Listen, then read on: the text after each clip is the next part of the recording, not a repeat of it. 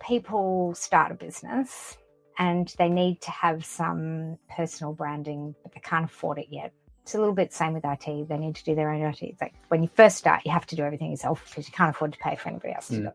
And then you start kind of outsourcing this and that to everybody else. So at the point where somebody needs some pictures of themselves or something to put on their website and they need to do it themselves because they can't afford you yet, what would be your tips for somebody who needs to do their own portraits for their website? Like, would you say it's absolutely worth just spending a little bit of money to get something professionally done? Or is there some tips that people can use to do it themselves to start with before they get to the point where they can get all of their staff's headshots done and they can do a proper personal branding? A couple of things within that. Yes, you can do it yourself and it's becoming a lot easier to do it. AI is getting pretty good at doing this for you, so you can take a photo and you can use various platforms to create these. I don't love that, but not from my point of view, but it's more if someone's not willing to invest in their business in certain things, that's a bit of a red flag for me. If I see some AI or that sort of stuff on someone's website, if I'm comparing 2 or 3 businesses and I see someone has a full branding shoot, they have or just photos of themselves, and then there's someone that's got the AI stuff where they're in an office and I can tell by the computer and the coffee mug and the view outside, it all looks a bit too polished or looks a bit funky.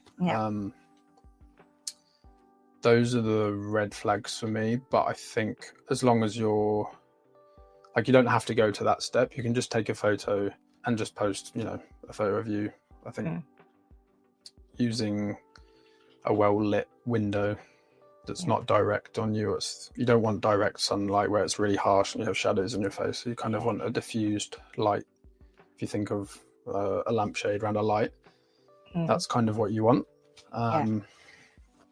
So I think, just doing a photo of yourself in front of a window so you've got nice lighting and doesn't have to be overly polished and this super professional look at me sort of thing. I think there's a good middle ground there. Authentic. Yeah, just feels because like the AI stuff, it's like it's kind of trying to catch people out, or I don't know. Yeah, I have mixed feelings on it. I understand why people are doing it. Well, I did a personal branding shoot with you recently, and the photos are really good. And I went to something that, in fact, it's happened a couple of times, but I've used one of the photos on my presentation.